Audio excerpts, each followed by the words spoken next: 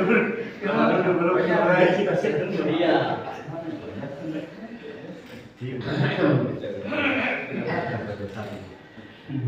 Bismillahirrahmanirrahim. Assalamualaikum warahmatullahi wabarakatuh. Waalaikumsalam warahmatullahi wabarakatuh. Alhamdulillah laqad khalaqnal insana fi ahsani taqwim. Asyhadu an la ilaha illallah wahdahu la syarika lah wa asyhadu anna Muhammadan abduhu wa rasuluhu la nabiyya ba'da.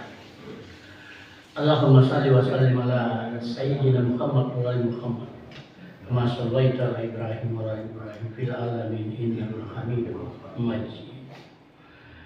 Bapak Ibu jamaah Masjid Andalas, sahabat-sahabat semua, terima kasih telah berkenan untuk menemani saya menyampaikan pikiran-pikiran dan beberapa pendapat melalui kesempatan ini. Yang jelas apa yang saya sampaikan ini adalah hasil bacaan dan itu pendapat orang, beberapa dari hadis dan ayat-ayat Al-Quran. Tidak semua yang saya baca ada di sini. Saya hanya mendeskripsikannya, menyatakannya. Distinksi sabar dan syukur, perspektif fenomenologi. Jadi ada sudut pandangnya. Perspektifnya itu membuat dia terbatas. Ada sudut pandangnya. Distinksi sendiri adalah dua bagian yang tidak terpisahkan karena dia menjadi satu dalam satu sistem. Misalnya mic ini dengan loudspeaker itu dua bagian, tetapi dia mengalami distingsi dalam satu sistem. Kalau ini tidak ada, itu tidak berfungsi. Itu tidak ada, ini tidak berfungsi. Mengalami distingsi. Seperti minuman mineral ada tutupnya, ada botolnya. Mengalami distingsi. Dua berbeda tapi satu. Hanya saja di dalam filsafat metafisik ada pertanyaannya. Dua bagian berbeda, salah satu bagian bergerak menuju yang lain. Nah, itu yang lain. Dalam pendekatan metafisik, dua bagian, salah satu bagian bergerak mencapai yang lain. Distingsi sabar dan syukur. Hubungan kita dengan istri, dua yang berbeda tetapi satu, tidak berpisah. Kita dengan istri itu perwujudan dari sabar dan syukur. Bergantian di mana? Terkadang kita harus sabar biar menoko-noko dia, kita sabar. Terkadang kita bersyukur karena tiba-tiba ada kopi. Kalau tidak mengalami distingsi seperti itu, saya bisa hidup berdampingan 30 tahun. Tetapi dia mengalami distingsi sabar dan syukur. Dan ini kalau kita baca ayatnya tidak pernah berpisah. Tidak pernah berpisah. Itu dijamin di dalam wa min ayatihi an khalaqa lakum min anfusikum azwajan litaskunu ilaiha. Supaya engkau merasa tentram, diciptakannya di antara perasaan kasih dan sayang. Itu kasih sayang yang membuat dia hidup. Banyak sekali pengantarnya yang bisa dinamakan Pak D. Pak D. Saya punya cerita. Tahun 2002 hingga 2004 saya bekerja di satu kantor pemerintah. Di kantor itu saya berkenalan dan berteman seorang bernama Untung. Dia kerjanya cleaning service. Dia cleaning service ini kerjanya malam. Kalau semua pegawai sudah pergi, dia naikkan kursi-kursi di atas meja, lalu dia pel. Jadi dia tidak pernah dilihat bekerja. Karena besok pagi dia masuk kantor, duduk saja di depan pintu, menunggu perintah lain. Ada biasa pegawai menyuruh mengambil surat kabar di mobil, mengambil HP di mobil, disuruh pergi beli rokok, dia laksanakan itu. Dan dia produktif. Semua orang senang sama dia dan selalu kasih tip. Cleaning service ini hebat dia. Dia hanya dihitungkan sekian meter, dia sudah tahu begini sekian tubuh yang dibutuhkan. Dan tubuhnya itu bergantung jenis merek daripada pembersih itu. Hebat sekali ini orang. Itulah kelebihannya. Satu hari Untung ini datang menemui saya ketika saya berdua di ruangan. Dia menyampaikan sesuatu yang amat penting. Dia meminta saya mengenalkannya dan menyampaikan isi hatinya kepada perempuan bernama Suhaini. Oh, mungkin dia tahu bahwa saya suka kasih kebaikan orang. Saya siap. Dan dia sampaikan sekaligus menyampaikan lamarannya. Dia sudah suruh saya mapes-pes. Saya siap. Wah, kalau begitu saya bernafsu. Kalau ada orang mau dikasih kawin. Pesa-pesa. Meraba-raba. Belum dikatakan tapi diraba-raba. Buat di pocket itu loh, boleh. Nanti dari sampaikan satu-satu. Ya mama mano. Apa itu? Pesa-pesa.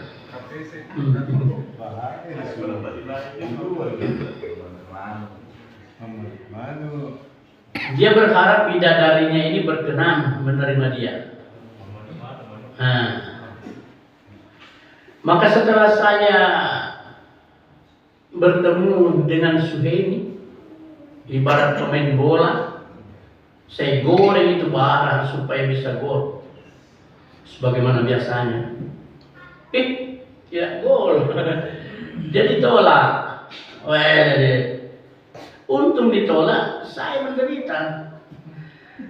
Karena ada hal yang paling berat yang kita alami jika kita menyampaikan suatu berita yang orang itu kecewa. Kita cari bahasa apa yang tepat. Ini namanya loh. Suatu saat Untung menanyakan perkembangan urusan dia dengan gadisnya. Saya berdiplomasi bahwa Suhaini belum mau menikah. Dia masih mau mengabdi kepada orang tuanya. Wah, ketika itu Untung resah, dia menarik nafas. Itu menandakan dia sangat kecewa. Tiba-tiba dia bertanya, berapa lama? Berapa lama saya menunggu? Wah, persoalan itu. Berapa lama dia menunggu? Akhirnya saya jawab, biasanya jika seorang gadis dilamar seperti ini, dia nyatakan belum mau menikah, itu artinya dia menolak. Wih, terus pisan itu. Terkejut, termangu, tunduk. Saya akhirnya juga lambat pulang karena saya tidak mungkin tinggalkan dia sendiri menangis di doranganku. Kutunggu sampai dia pulih perasaan. Pulang bersama.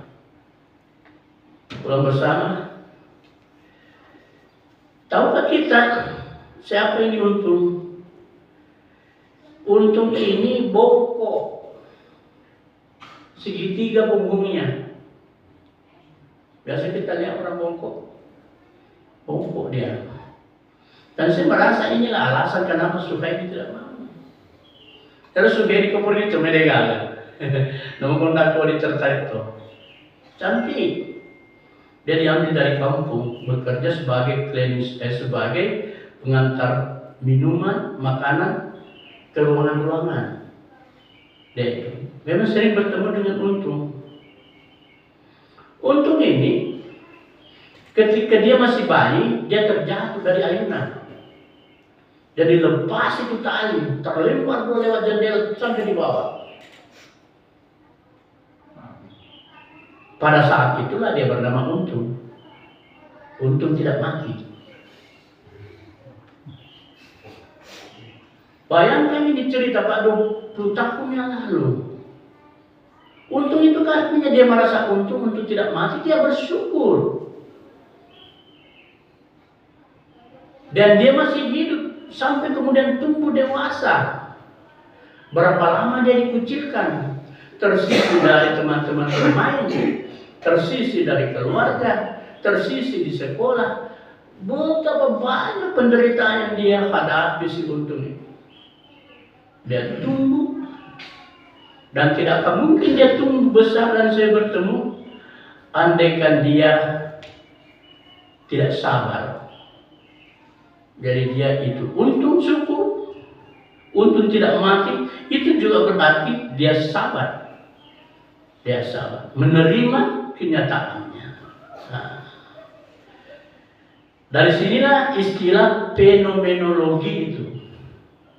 Karena fenomenologi itu adalah pendekatan, pengkajian dalam filsafat. Jadi kita mengkaji sesuatu dari pendapat seseorang atau perilaku kehidupan seseorang. Itulah yang perspektif fenomenologi. Nah, inilah sabar yang menjadi tokohnya. Untuk kita masukkan dalam deskripsi-deskripsi sabar dan syukur. Karena itu fenomenologi dalam pengkajian ilmu sosial dengan pendekatan filsafat digunakan dalam mempelajari pengalaman hidup manusia. Dia bersifat subjektif. Diri seseorang itu. Perspektif sabar dan syukur diangkat dari kehidupan pribadi atau tokoh. Itulah tadi ditunjang deskripsi-deskripsi dari ayat-ayat Al-Quran, hadis Rasulullah. Mari kita lihat. Dan itu hanya kita bisa pahami, mengerti sesuatu kalau kita mengapresiasi. Kalau kita bertemu sesuatu baru kita abaikan, tidak ada urusan, tidak akan memberikan dampak pada kita. Inna fi dzalika laayatil liqaumin yatafakkarun. Sesungguhnya itu adalah tanda-tanda bagi kaum yang berpikir. Semua apa yang kita jumpai, semua apa yang Anda adalah tanda-tanda. Kalau kita berpikir, kalau tidak berpikir, tidak juga apa-apa. Tidak ada sugesti, biasa-biasa.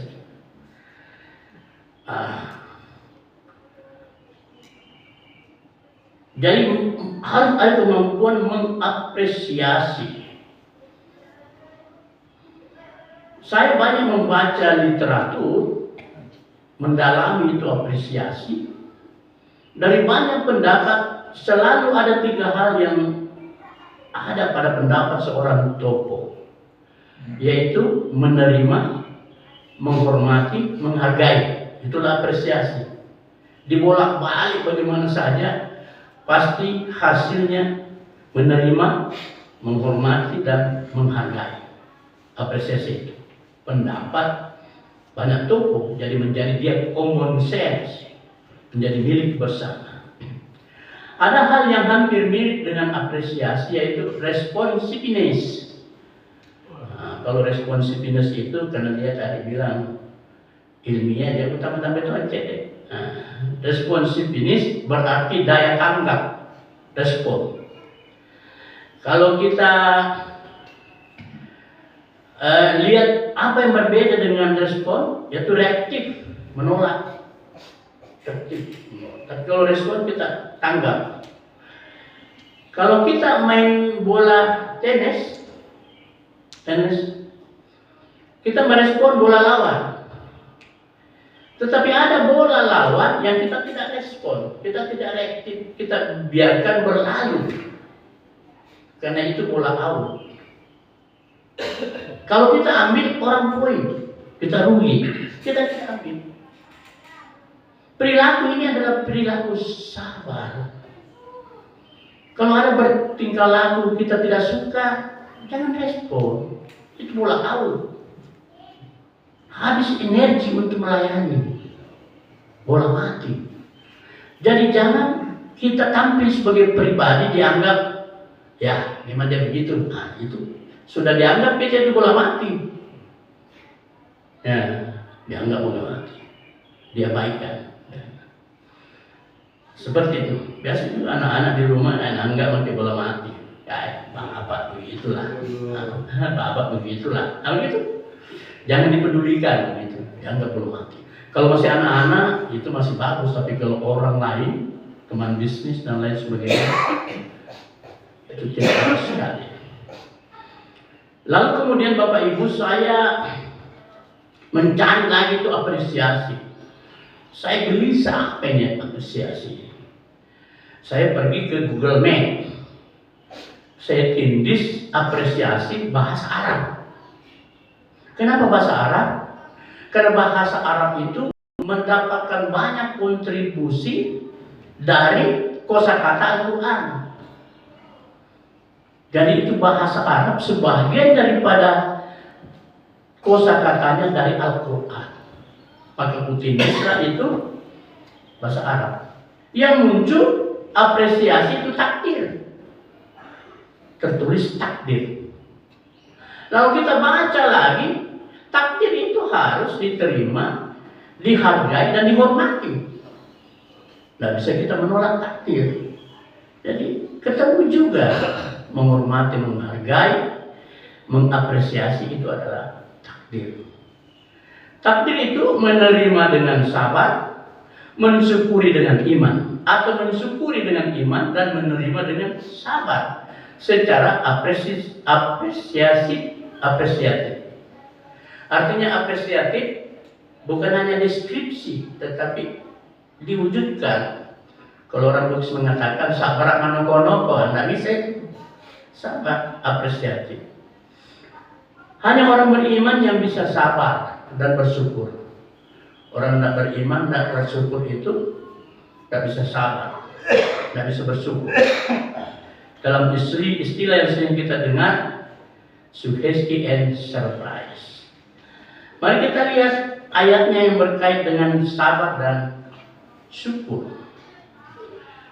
Itu di dalam Az-Zumar ayat ke-10. A'udzubillahi minasyaitonirrajim. Bismillahirrahmanirrahim. Qul ya ibadilladzina amanu taqu rabbakum.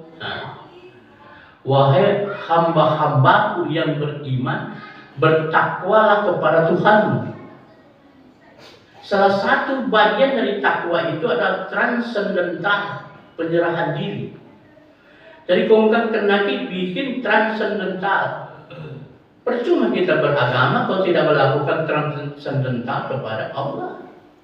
Transendental itu bagian dari takwa, penyerahan diri kepada Allah. Dan hasil yang kita terima adalah sabar. Karena itu semua darinya gitu, Bapak Ibu. Lalu kemudian illazina ahsanu fi hadhihi dunya hasanat. Orang-orang yang berbuat baik di dunia akan memperoleh kebaikan. Jadi kalau kita sabar itu satu perbuatan baik. Dan orang-orang berbuat baik di dunia akan mendapatkan kebaikan. Sebagaimana pendapat ulama bahwa ayat-ayat Al-Quran itu saling menjelaskan. Kalau kita lihat ini di dalam surah Ar-Rahman, dinyatakan bahwa tidak ada balasan bagi kebaikan selain kebaikan. Jadi kalau kita berbuat baik itu tidak non-partitin. Kalau kita berbuat baik itu selalu ada balasannya. Balasannya kebaikan. Allah yang mengatakannya dalam berbagai ayat. Antara lain di dalam Ar-Rahman, orang Bugis mengatakan, yaitu pengelah ta'ala mapabali tempat paselener. Jadi dia akan memberikan sesuatu pada masanya. Mungkin bukan pada masa kita minta, tetapi ada masanya. Mungkin kita minta sesuatu tapi tidak cocok bagi kita, kita tidak dikasih. Itu kita harus syukur. Ada hikmah di baliknya. Sabar lagi. Jadi tidak bisa ketemu. Tidak bisa berpisah, maksud saya. Astagfirullah. Wa ardiullahi wasiyat. Wa ardullahi wasiyat. Bumi Allah itu tidak sempit. Bumi Allah itu luas. Di sini dia katakan wa'adu bumi. Dan kita katakan wa'adi, bukan seluruh dunia. Jadi yang mana realistis yang bisa kita tempuh, dijelaskan bumi Allah itu luas. Artinya kalau kita menemukan sesuatu terbentuk, pindah lagi. Terbentuk di sini, pindah lagi. Shift paradigm bahasa ilmiahnya. Berpindah dia kepada yang sesuai. Lalu kemudian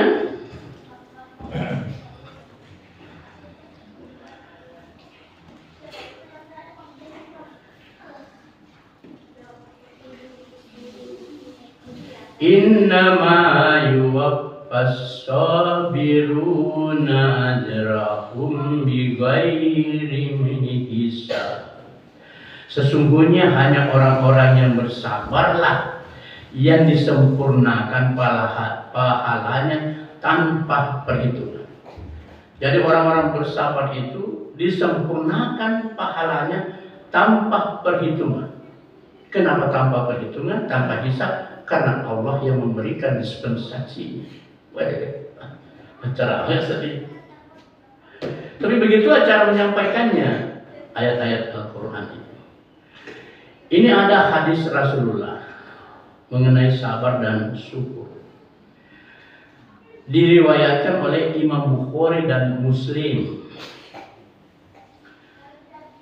Seorang Muslim yang tertimpa suatu gangguan, termasuk dia teruntuk. Seorang Muslim yang tertimpa suatu gangguan berupa penyakit atau lainnya, pasti Allah akan menggugurkan bersamanya dosa-dosanya seperti pohon yang menggugurkan daun-daunnya. Luar biasa nih Pak. Itu ayat-ayat Al-Quran, bahasa-bahasa hadis itu langsung untuk menyentuh di dalam. Bukan kalimat-kalimat biasa. Di sini Rasulullah mengatakan seorang mukmin, seorang muslim, bukan semua manusia. Hanya orang beriman. Wa minan nasi may yaqulu amanna wa hum bimu'minin. Orang beriman itu diuji. Ahasiban nasu ayyutraku ayyaqulu amanna lahum tanun. Janganlah orang beriman itu mengatakan dia sudah mengatakan beriman lalu selesai. Orang beriman itu diuji. Diuji, kalau kita terang sebentar, kita terima. Ini ujian. Nah itu tadi.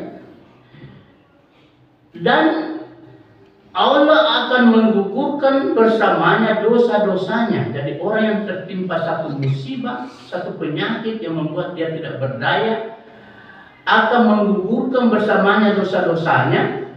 Oh, diberi dispensasi dari Allah. Seperti pohon yang menggugurkan daun-daunnya. Luar biasanya. Seperti pohon yang menggugurkan daun-daunnya. Pohon itu Pak, tumbuh daunnya, gugur daunnya, ada masanya. Ada masanya. Jadi tidak sepanjang waktu gugur, tidak ada masanya. Jadi gugurnya daun-daun itu, dosa-dosa itu, transcendental. Apakah kita tetap dalam keimanan? Apakah kita tetap mukmin? Dalam fase itu ada masalah gugur, menggugurkan dosa-dosa itu. Itulah sebenarnya dispensasi, spesifikasi luar biasa yang dimiliki hanya orang-orang yang beriman. Termasuk di dalamnya adalah untung tadi, untung tidak mati. Distingsi sabar dan syukur itu mengalami mutualistik, yang biasa disebut mutualistik, saling mutualistik. Artinya dia seperti bergantian. Jadi tidak sepertinya sabar ikut syukur, syukur ikut sabar. Dia bergantian. Dia mutualistik. Dia mengalami distingsi mutualistik. Ada firman Allah di dalam An-Nahl ayat 16. Ma idzaqum ya'nfadu wa ma idzadallahi baqi. Ma indakum yanfadu wa ma indallahi baqi. Apa yang ada di sisimu akan lenyap, dan apa yang ada di sisi Allah akan kekal. Jadi apa yang terjadi pada seorang untung yang bongkok segitiga akan lenyap. Untunglah dunia ini untunglah dunia ini fana, akan berakhir. Kalau tidak fana, buku mata untung akan lenyap. Apa yang ada di sisimu akan lenyap, dan apa yang ada di sisi Allah adalah kekal. Ini juga banyak digunakan oleh ulama kita, guru-guru kita. Kalau ada hal sesuatu kita serahkan kepada Allah, itu akan menjadi kekal.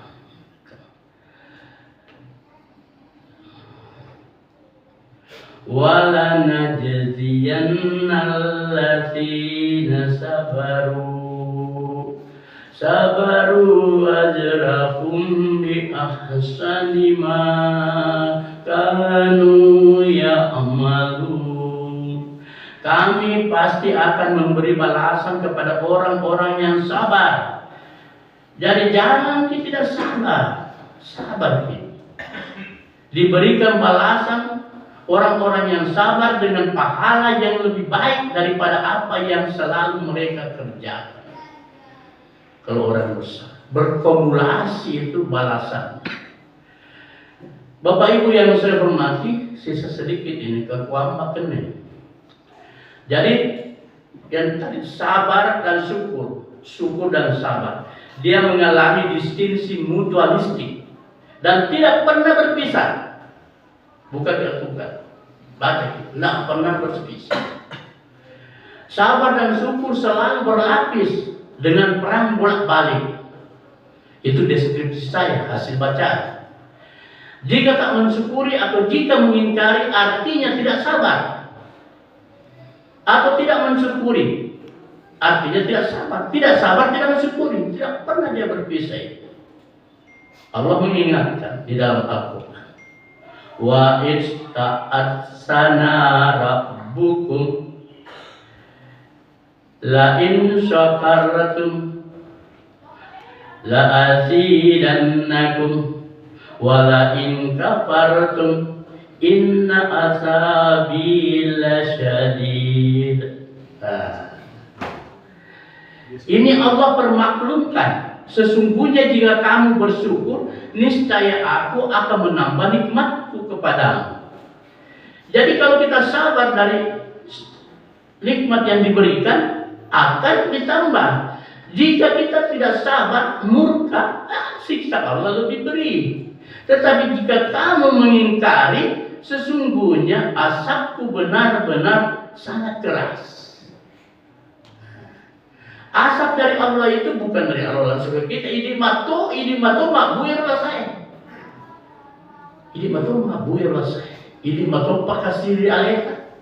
Semua hal yang menimpa kita dari diri kita sendiri, hanya 1% peran orang lain. Baru baca pujiannya. Kesimpulannya, sabar dan syukur mengalami distingsi metafisik. Metafisik mutualistis yang artinya selalu sama dalam proses dan hasil, tidak pernah berpisah. Menerima, menghormati dan memelihara berarti mengapresiasi pemberian Allah dan menerimanya sebagai takdir. Sabar dan syukur prosesnya sama, hasilnya berbeda secara empiris, hipotetis. Jadi kalau ada yang mengatakan sabar dan syukur itu berpisah, ditolak itu. Tidak pernah berpisah. Jika sabar dengan syukur menyatu, nah itulah tadi. La inna lahi wasiyan. Jika sabar dan syukur berpisah, azab Allah sangat keras. Jadi tidak pernah berpisah. Itu kesimpulannya Bapak. Saya tahu ada pendapat lain, kalau ada waktu silakan berpendapat. Saya tidak mengatakan saya perlu bertanya, saya tidak akan jawab. Saya hanya kalau Bapak mempunyai pendapat yang lain supaya kita ini ada tambahan dari penyampaian-penyampaian. Kalau tidak ada, saya akhiri sampai di sini. Kau lihat salah biru, innahu wal ghafurur rahim. Pertanyaan pertama. Ya silakan. Bagaimana ini Pak Untung tadi Pak? Ya tahu sih kok. Bukan, dia sampai bersabar terus masalahnya. Begini, Nabi Kosoting ini nak. Matika. Nah, tiga mina.